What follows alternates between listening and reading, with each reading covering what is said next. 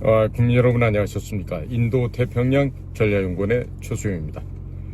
오늘도 저희가 마련한 유튜브 채널 인도 태평양 전략연구원 유튜브와 또 공작관 TV 그레이트 게임 유튜버를 많이들 애청해 주셔서 감사를 드립니다. 특히 우리 한반도 전국 방방곡곡에서 그리고 해외 여러 나라에서 저희 방송을 시청하고 계시는 우리 해외 동포 여러분 한 분 한 분께도 감사의 인사를 전해 올립니다.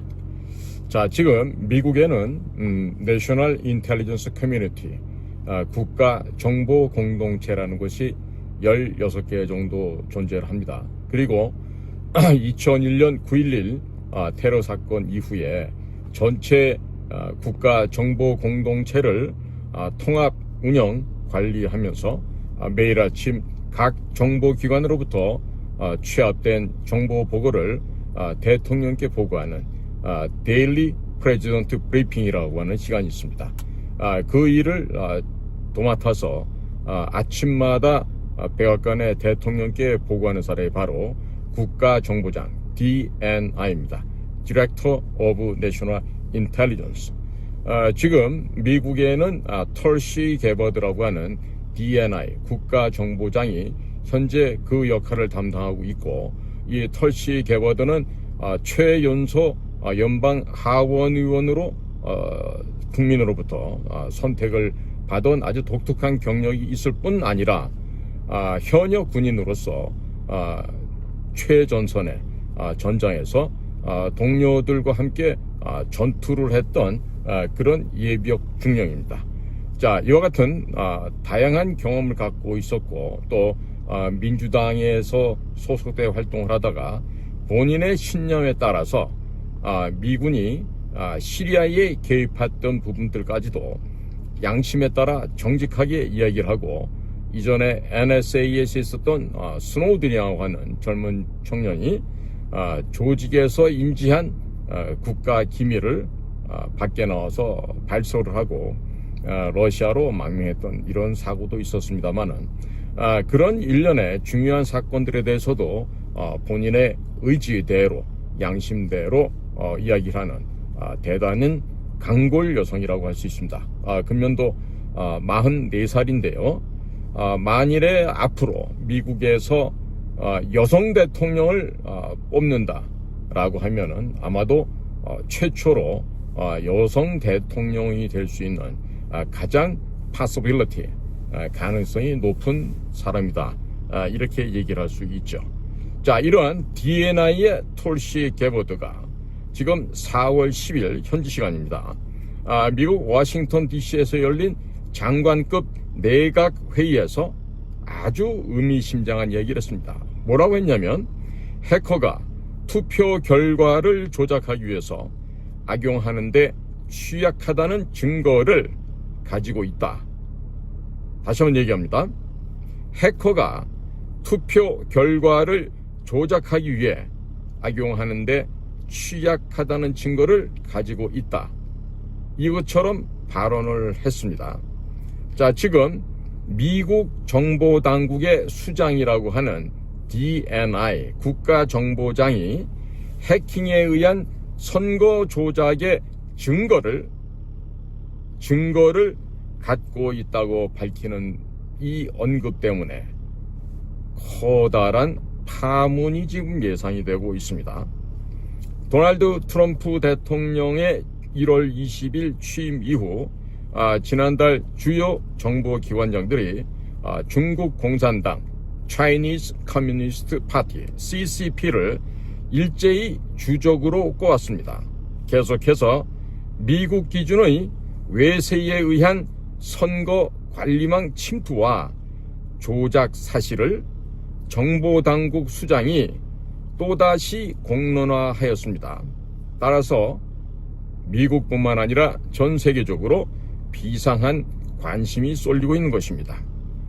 털시 게버드 국가정보장 DNI는 4월 10일 현지 시간으로 미국 워싱턴 DC에서 열린 장관급 내각 회의에서 전자투표 시스템이 오랫동안 해커들의 공격에 취약했고 해커가 투표 결과를 조작하기 위해 악용하는 데 취약하다는 증거를 가지고 있다라고 도널드 J. 트럼프 대통령에게 보고를 하였습니다.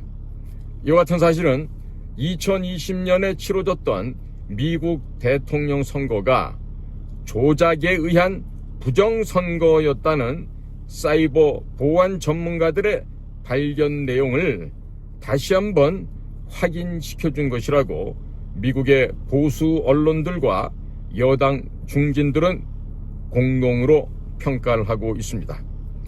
털시 게바드 DNI 국가안보장은 트럼프 대통령과 함께 참석한 장관들을 바라보면서 확보한 증거는 종이투표를 전국적으로 도입하려는 대통령의 행정명령을 더욱 강하게 추진할 수밖에 없는 동기를 제공할 것이라고 시사하면서 그렇게 함으로써 유권자가 미국 선거는 공정하다고 신뢰하게끔 해야 한다라고 아주 강력하게 제언을 하였습니다. 털시 게바드는 확보한 증거에서 드러난 해킹의 주체에 대해서는 말을 아꼈다고 합니다. 왜 그랬을까요? 왜 말을 아꼈을까요? 이것이 지금 이 순간에 바로 등장하게 되면 순식간에 갖고 올 후폭풍이 너무나도 거셉니다. 그래서 일단은 그 해킹의 주체에 대해서만큼은 일단은 말을 신중하게 지금 하고 있는 것입니다. 바이든 정부 말기인 작년 2월에 국가정보장 DNI가 펴낸 41쪽 분량의 연례 위협 평가 보고서 ATA라 그럽니다. Annual Threat Assessment. 이 연례 위협 평가 보고서는 중국을 비롯한 이란, 러시아 등의 미국 선거 개입 시도와 가능성을 강력하게 공개적으로 경고하였습니다. 그러나 금년 2025년 3월 트럼프 행정부에서 국가정보장 DNI가 펴낸 연례 위협평가 보고서에는 중국, 러시아, 이란 등 적성국의 위협 동향을 평가하면서도 선거 항목만 쏙 빠져 있었습니다.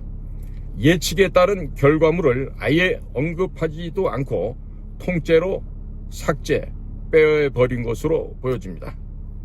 이러한 가운데 미국의 16개 국가정보공동체를 총괄하고 있는 정보수장 DNI가 선거 조작 증거를 확보했다라고 발언을 하면서 그동안 미국의 정보당국이 별도로 묶어 관리해온 선거 개입 증거의 일부이자 애시당초 연례 위협 보고서에 담길 모종의 내용을 우회적으로 암시한 것이 아니겠느냐라는 합리적 해석이 나오고 있습니다. 털시 게바드 DNI의 보고는 전자투표의 안정성에 관한 정가 안팎에서 일어나고 있는 회의론이 점차 확산하는 추세 속에서 나온 것이어서 더욱더 각별한 관심을 끌고 있습니다. 특히 트럼프 대통령이 2020년 미국 대선에서 사이버 보안 인프라 보안국 CISA 국장을 지냈던 크리스 크랩스 당시 선거 조작 개입 의혹에 대한 법무부의 강제 직권 조사의 길을 열어젖히는 행정명령에 서명한 지 하루 만에 나온 발언입니다. 자, 여기서 CISA는요 바로 Cyber Security and Infrastructure Security Agency입니다. 그러니까 사이버 보안 및 인프라 보안국, 이렇게 우리말로 번역할 수 있겠죠. 자, 여기서 이 CISA 크랩스 전 국장은 2020년도 미국 대선이 역대 가장 안전한 선거였다고 부정선거 규명 의지를 천명한 트럼프 행정부를 지속해서 비난해왔던 인물입니다. 정작 그가 몸담았던 CISA는 미국 선거 시스템이 중국을 비롯한 외세의 침투에 약하다는 보고서를 발간해서 눈길을 끌었던 것입니다. 자, 미국의 탐사보도 매체 가운데 The Gateway 푼딧이라는 GP라고 하는 이런 조직이 있는데, 이 The Gateway 푼딧에서 입수했던 2020년 CISA 보고서에 따르면 CISA는 선거 인프라의 위험성과 취약성을 평가한 결과 무려 76%가 스피어 피싱에 취약한 것으로 평가를 했습니다.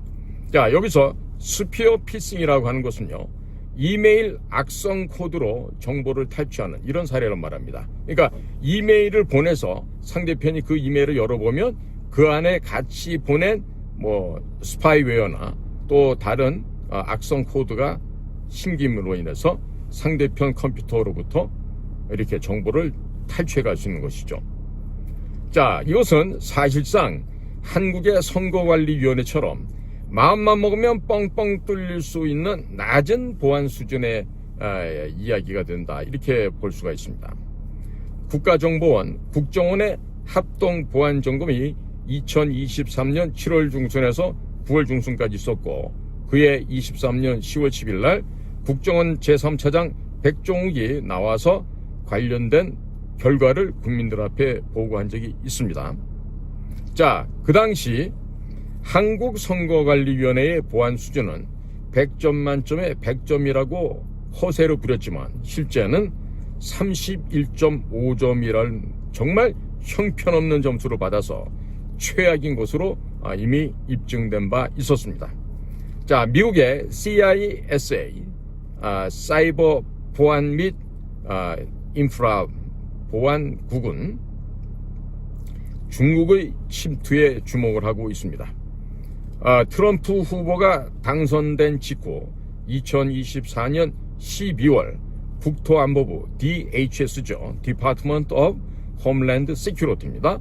이 국토안보부와 공동으로 중국 공산당의 연합 사이버 군대가 구글, 애플, 버라이전, 컴캐스트 등과 같은 미국 인터넷 서비스 제공 기업의 데이터 센터, 라우터, 서버를 강제 점령하고 파괴하고 있다고 경각심을 일깨우면서 대응 가이던스를 공개한 곳 역시 CISA였습니다.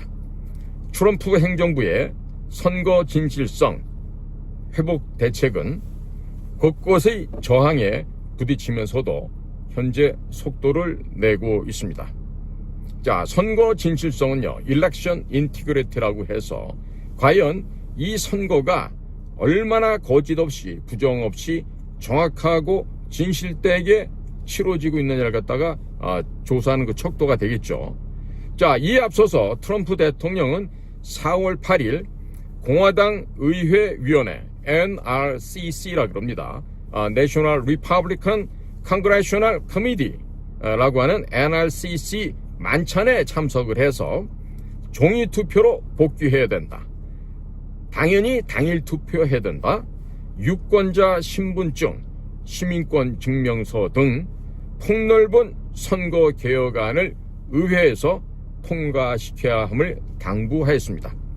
트럼프 대통령은 전자투표 기계 비용의 8%로 선거를 치르고서도 정확하게 개표할 수 있다. 공화당 지지자들은 무엇을 기다리고 있는 것인가? 조작과 혼란의 기회를 없애는데 누가 반대할 수 있겠는가라고 따져 묻고 있으면서 주별로 조속하게 신속하게 시행에 들어갈 것을 거듭 촉구하였습니다. 이 같은 관점은 트럼프 행정부 강요들의 한결같은 인식이기도 합니다. 미국 정부 차원의 지난 선거 부정 규명은 트럼프 대통령 임기 내에 예고된 수순이라는 합리적인 관측이 제기되고 있는 배경이 됩니다. 일론 머스크 정부 효율부, DOGE죠. Department of Government Efficiency, 이 정부효율부 장관은 지난해 2024년 6월 전자투표기를 없애야 한다라고 단계적 폐지를 주문한 뒤에 해커나 인공지능에 의한 해킹은 비록 작은 때일지라도 그 위험성, 리스크가 대단히 크다라고 X에서 경고한 바가 있습니다. 일론 머스크는 당시 무소속 대통령 후보였던 로버트 F. 케네디 주니어, RFK 주니어라고 합니다. 이 RFK 주니어가 푸에르토리코 선거에서 전자투표 관련 수백 건의 투표 부정행위에 대해 언급하자 이같이 댓글을 달아서 주목을 받은 적이 있었습니다. 트럼프 정부에서 연방보건사회복지부 장관을 맡고 있는 RFK 주니어는 당시에 다행히도 종이투표 기록이 남아있어서 문제를 발견해 집계 결과를 정정할 수 있었다. 종이투표 기록이 없는 선거구에선 어떻게 되겠는가? 미국 시민은 자신이 행사한 표가 모두 집계되고 선거는 해킹될 수 없음을 알 필요가 있기에 선거에 대한 전산 개입을 피하기 위해서는 종이투표로 돌아가야 한다고 강조한 바 있습니다. 자, 그런데 인도라는 나라의 반응이 참으로 흥미롭습니다. 인도는 트럼프 대통령의 취임 직후 선거 부정 의혹 발언으로 한 차례 발칵 뒤집힌 바가 있었는데 이후에 인도 내부적으로 선거 부정을 화두로 진통을 겪어온 가운데 이번 털시 게버드 DNI 국가안보장의 발언으로 또 한 번 내홍에 빠진 뒤숭숭한 분위기를 인도 주류 언론들이 일제히 보도를 하고 있습니다. 인도 선거관리위원회는 전자개표기가 해킹당하기 쉽다는 주장을 일축을 합니다. 이렇게 일축하면서 전산 조작에 의한 결과 뒤집기는 불가능하다고 반박을 합니다. 한국하고 비슷하군요. 이 인도 선거관리위원회 관계자는 우리 전자개표기는 어떤 네트워크 또는 와이파이에도 연결되지 않고 간단하고 정확한 계산기처럼 작동을 한다. 전자개표기는 인도 대법원과 여러 정당으로부터 여러 단계에 걸쳐 검증받았다라고 주장하고 있습니다. 여기도 정신 나간 법원, 판사, 정당 정치인들이 많은 것 같습니다. 중국 공산당의 인도 선거 개입 우려는 일찌감치 제기된 바 있었습니다. 2024년 3월 마이크로소프트사는 중국 공산당이 인도에서 거행되는 4월 선거에 개입할 것이다 라고 전망을 하였고 이보다 앞서 1월 13일 대만에서 있었던 총통선거에서도 허위 정보 캠페인의 시험 가동을 마친 사실을 마이크로소프트 위협 정보팀 MDTI 보고서 형태로 이미 공개한 바가 있었습니다. 중국 공산당이 국가 자본과 인해 전술을 앞세워서 생존을 위한 파상공세의 일환으로 선거 개입을 시도한다는 우려는 과거 20여 년간 점차 실제적으로 증명되어 왔었습니다. 자, 이렇게 미국의 정보 커뮤니티는 이 중국 공산당의 이 실정적인 위협에 대해서 아주 위험천만하다라고 지금 평가를 하고 있습니다. 더 게이트 펀디스에 따르면 크리스토퍼 레이, 이미 사임한 FBI 연방수사국 국장이었죠. 이 크리스토퍼 레이도 중국은 다른 주요 국가들을 합친 것보다도 더 큰 규모의 해킹 프로그램을 가동하고 있다. 실제 중국 해커의 수는 FBI 사이버 요원과 정보 분석과의 수를 합친 것보다 최소 50배 이상 많을 것이라고 강력하게 경고를 했던 바가 있습니다. 자, 여기서 재미난 것은 한국입니다. 한국 유독 한국만 평온한 상태를 유지하고 있습니다. 좌편향 논란에 끊임없이 휩싸여온 국내 주류 언론들은 4월 10일 오후 10시 현재 시간까지 미국 16개 정보기관을 총괄하는 국가정보장 DNI 털시 게버드의 충격적인 발언을 대부분 외면하고 있습니다. 자, 특히 레가시 미디어라고 하면서 자기들이 무슨 정통 언론이라고 떠드는 이 쓰레기 언론들은요, 어느 곳에서도 이 사실을 보도하지 않고 있습니다. 한편 털시 게버드 미국 D&I 국가정보장은 지난달 26일, 그러니까 3월 26일이죠. 미국 워싱턴 DC 연방의사당에서 열렸던 상하원 정보위원회 청문회석상에서 전 세계 패권국 지위를 노리는 시진핑 체제의 중국은 적성국 가운데 가장 능력을 갖춘 전략적인 경쟁자로 평가된다. 즉 영어로 Most Capable Strategic Competitor 라고 이렇게 평가를 했습니다. 자, 중국 공산당을 사실상 주적 개념으로 못 받고 있는 것이죠. 자, 지금 현재 대한민국의 상황은 어떻습니까? 대한민국은 아직도 중국 공산당을 주적으로 지적을 못하고 있죠. 지금 여당이라고 하는 국힘당 안에서조차도 한중의원연맹에 가입을 해 있고, 또 개인적으로 집안에서 하는 기업들은 중국 공산당과 연계된 기업들과 같이 땅 따먹기를 하고 있고, 같이 기업 비즈니스를 하면서 나눠먹기를 하고 있습니다. 뿐이겠습니까? 중국에 파견을 다녀온 정부 고위 관리들도 중국의 통일전선부, 중국의 공안부, 안전부, 중국 공산당 등등 여러 곳으로부터 이미 포섭이 되어 있는 자들이 많이 있죠.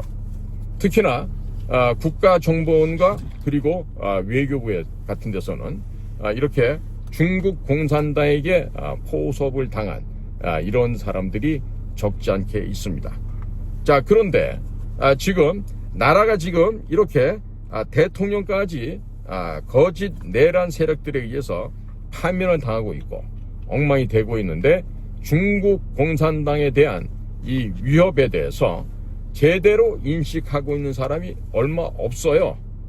국가 전체를 따져보면 한 1, 2%나 될까 말까입니다. 자, 이런 식으로 되어 간다라면은 나라의 미래가 어떻게 되겠습니까? 지금요, 지금 재벌들, 이념과 사상, 역사관이 없는 재벌들이라는 사람들은요, 돈이면 다 돼요. 돈만 있으면 되고, 자신들의 재산을 지킬 수 있으면 되고, 그 돈만 더 많이 벌 수 있으면 돼요. 따라서 대통령제라든 내각 책임자를 하든 상관이 없는데, 내각 책임자를 하게 되면은 이 총리, 이 수상을 재벌들 돈으로 마음껏 갖고 주물를 수가 있죠. 그런데다가 또 그 돈은 중국 공산당과도 연결되고 있는 돈이에요. 그러니까 윤석열 대통령 경우는 누구보다도 내각 책임제를 실시하게 되면은 나라가 중국 공산당에 의해서 폭삭 망한다는 사실을 누구보다도 잘 알고 있는 사람이에요. 그러니까 이번에 일각에서 무슨 김앤장 출신의 변호사가 와서 회유를 하고 위협하고 공갈했다 그러는데, 그런 데에 대해서 절대로 60일 이내에 하야를 하겠다, 이런 내는 6개월 내에 하야를 한다, 이런 위협 조건에 대해서, 이런 총유에 대해서 절대로 그것을 승낙하고 용인할 인물이 안 되죠. 윤석열 대통령은 당연히 나라가 망한다는 생각을 갖고 있기 때문에 내각 책임제를 절대로 수용할 수가 없는 사람이에요. 그러니까 서울법대 선배라고 하는 그 판사 출신의 목 씨가 다녀가서 이런저런 얘기를 했다 그러는데, 뭐라 그랬겠습니까? 평상시 알고 지내는 사람이었을 거예요. 그럼에도 불구하고 그 목 씨를 가진 그 변호사가 와서 그런 얘기를 했을 때 윤 대통령 입장에서는 속으로 그랬겠죠. 자식이 웃기고 있는 놈이네 이거. 직간 놈이 법대 선배면 선배지. 감히 내각제 애들 말을 들으라고. 나라가 중국 공산당 밑으로 지금 망해갈 텐데 그 길을 따르라고 하면서 단호하게 거절을 했을 것으로 저는 예상이 됩니다. 만약에 그거를 받아 먹었다면은 윤석열이 아니죠. 그렇죠? 자, 지금 국민 여러분, 털시 게버드는 16개의 국가정보기관을 총괄하고 매니지하는 정보수장이에요. 근데 그 털시 게버드가 소위 장관급 강요회의에 와서 대통령께 이와 같은 내용을 보고를 했다. 이게 의미하는 바가 뭐겠습니까? 16개 국가정보기관 중에서 이미 이 부정선거에 대한 구체적인 물증을 확보하고 구체적인 사례를 파악하고 따라서 어느 국가가 중심이 되어서 이와 같은 부정과 조작과 불법을 했다는 확고부동한 하드 에비던스, 빼박 증거를 확보한 상태에서 대통령께 보고를 했다, 이런 판단을 할 수밖에 없습니다. 그걸 하지 못한다면 미국의 정보기관이 될 수가 없어요. 자, 그러자니까 그렇게 구체적인 물증을 가지고 대통령과 모든 강요 앞에서 보고를 했다, 이미 어디라고 지금 추측이 되어지시죠. 그러면 미국의 대선에 지금 개입한 것은 지난 4년 전, 그러니까 2020년 미국 대선에서는요, 독일의 프랑크푸르트와 한국의 수원 두 군데서 그 미국 선거에 개입하는 그 짓을 했다라는 게 미국에서 조사 결과 갖고 있어요. 그게 한마디로 말하자면 이런 겁니다. 트럼프가요, 이렇게 완만하게 이렇게 증가하고 있어요. 표가 시간이 가면서. 그런데 바이든은 밑바닥에 이렇게 깔려갑니다. 그러다 새벽 2시가 넘어가고 3시 넘어가면서 트럼프 표는 안 움직이는데 바이든 것만 갑자기 수직 상승합니다. 이걸 바로 바이든 스파이크라 그래요. 이 바이든 스파이크를 만들고 전산 통해서 인위적으로 조작을 했는데 그 조작한 발원지가 어디냐? 독일의 프랑크푸르트 앤 코리아의 수원이었다는 겁니다. 그 프랑크푸르트에서는 그 과정 이후에 전개됐던 여러 가지 그 현장에서의 그 전투 속에서 미국의 그 고급 두뇌들이 CIA, DIA 이런 요원들이 몇 명씩 목숨을 잃어버리는 이런 심각한 일도 초래가 됐었어요. 그러나 그 미국의 조 바이든이 가짜로, 거짓으로, 부정으로 당선이 되고 나서 그렇게 사관하고 했던 걸 전부 다 묻혀져 버렸죠. 물론 수원에서 조작질한 것도 묻혀져 버렸어요. 자, 그런데 지금 제가 다른 루트로 통해서 듣는 정보는요, 그러니까 2024년 작년도 11월 5일 날 있었던 미 대통령 선거에서 또 외부에서 전산 침투가 들어오고 해커들의 장난이 있었는데 그 발원지가 어디였다? 바로 대한민국 경기도 수원에서 시작이 된 모종의 움직임이 있었다는 거죠. 그럼 미국이 다 알고 있어요. 지금 알고 있다고. 그러면 오늘 대통령 내란죄로 지금 형사재판이 시작이 됐죠. 지금 윤석열 대통령 본인이 직접 설명도 하고 오늘도 아주 여유 있는 모습을 보였다는데, 과연 내란죄로 처벌을 받으면 무기징역 내지는 사형인데 윤석열이라고 하는 인물이 어떻게 저렇게 당당하고 자신만만하고 여유가 있을 수 있죠? 한덕수 총리님의 권한대행을 하면서 한덕수 권한대행의 출마설도 나오면서 저는 이런 생각이 들기도 합니다. 여러 가지로 좀 해석하는 분들이 많을 거예요. 어디에서는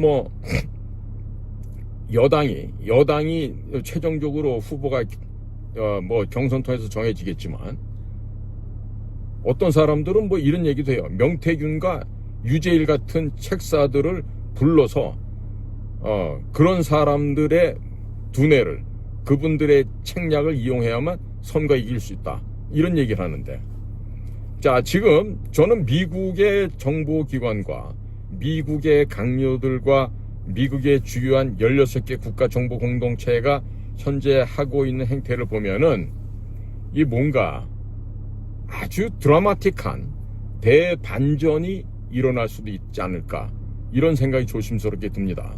그러니까 트럼프 대통령이 먼저 한덕수 권한대행에 전화를 해서 당신 이번에 출마하신다며 이런 걸 물어보고 하는 것들이 결국에는 그 28분 내용을 풀 텍스트를 갖다가 다 공개하면 좋을 텐데 안 한단 말이죠. 지금 아마 거기서 이런 말 하지 않았을까 싶어요.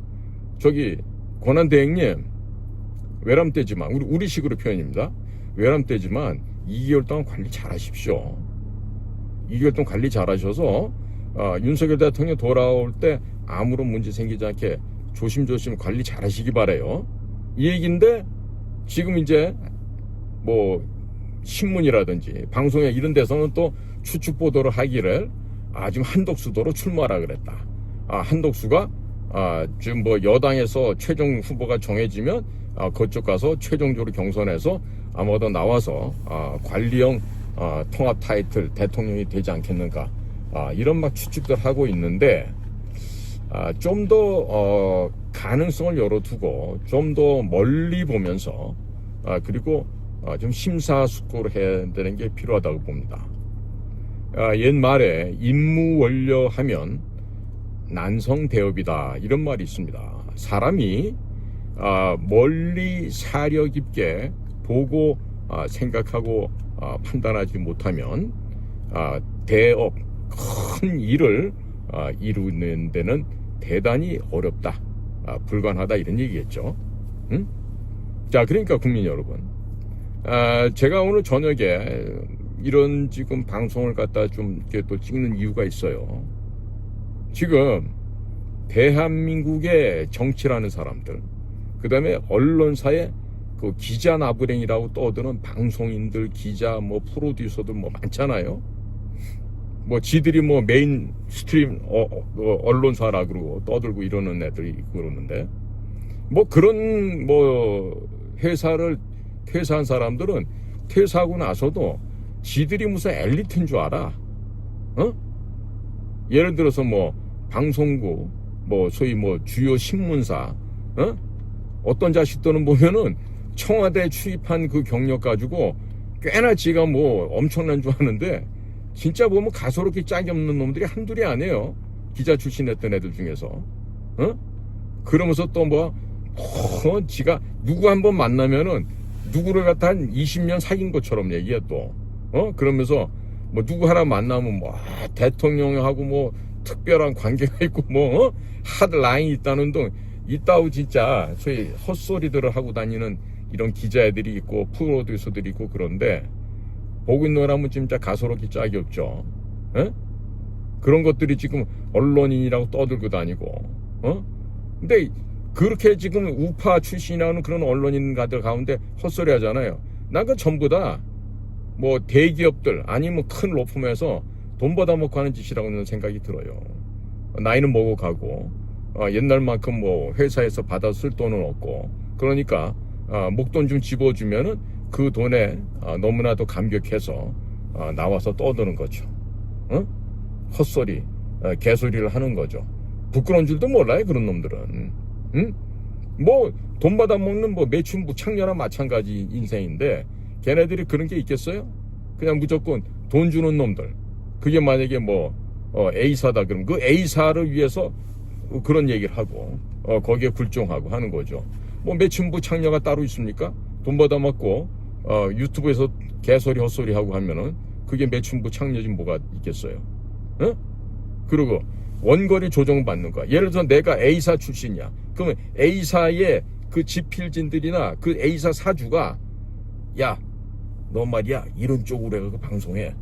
그러면 뭐 앉아갖고 세상을 다 보는 듯이 얘기를 하지만 사실은 지가 이전에 속해 있었던, 지가 주군으로 황제로 모셨던 그 사주님의 요청대로, 그 회사 요청대로 마치 해갖고 뭐 지가 취재한 것처럼 해가지고 만들어서 헛소리 하는 거죠. 기자도 아닌 거지 그런 것들은. 한마디로 쓰레기, 매춘부. 차라리 몸 팔아서 노동하는 매춘부가 더 낫지. 더 정정당당하니까. 그런 놈들처럼 치사하게 알지도 못하는 기사 아는 것처럼 이렇게 해서 방송을 하지 않잖아요. 매춘부들은 차라리 그런 소리는 안 하잖아, 다니면서. 몸 팔지언정. 그러니까 그런 것들은 매춘부보다도 못한 쓰레기들이라는 얘기. 그러니까 우리나라에 그런 것들이 너무 많은 거예요. 자유우파, 애국 보수 진영의 뭐 언론인이다, 방송이다, 뭐 이런 척하면서 사실 알고 봤더니 기회주의자예요. 여기에 뭐 하려고? 풀칠하려고. 여기 뭐 하려고? 사료 집어넣는데 돈이 필요하니까. 그러니까 그런 짓 하고 사는 거예요.